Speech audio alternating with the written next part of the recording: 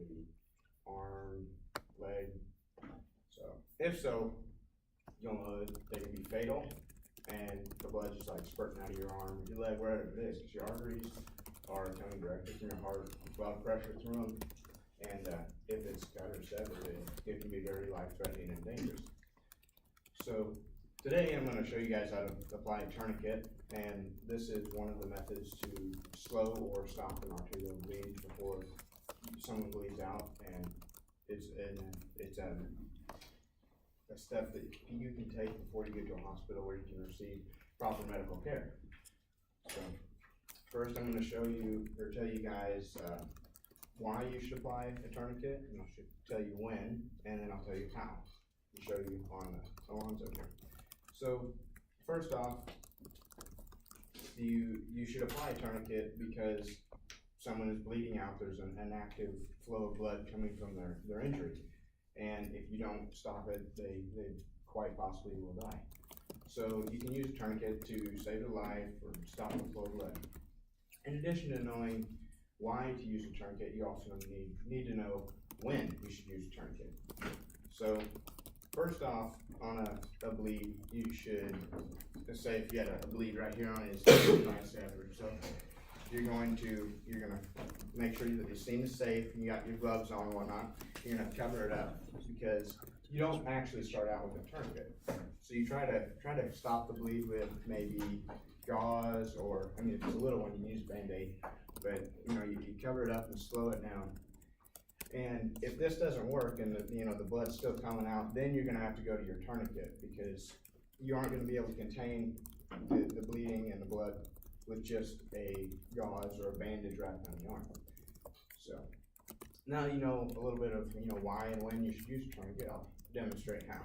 So first off, you use your safety precautions. You should wear gloves, because there's bloodborne pathogens, different diseases that can be transferred from one person to another through blood.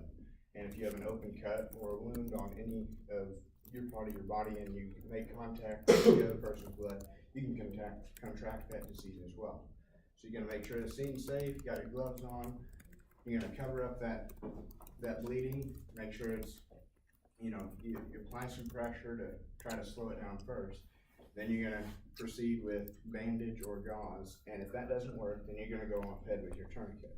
So with the tourniquet, you apply it 2 inches above, so like right here, let's see if he has his cut right here, you're gonna apply the tourniquet 2 inches above the affected area, proximal, so it's gonna be closer to the point of attachment on the limb.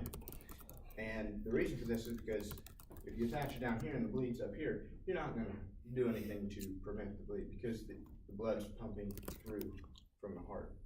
So you go 2 inches above the incision and not on a joint. If it's on a joint, you have to go above the joint. So unwrap it here, slide her up. Make sure it's 2 inches above the cut, and then take out this and you feel for a pulse. Right here we got the radial pulse. You're gonna twist until you don't feel pulse anymore.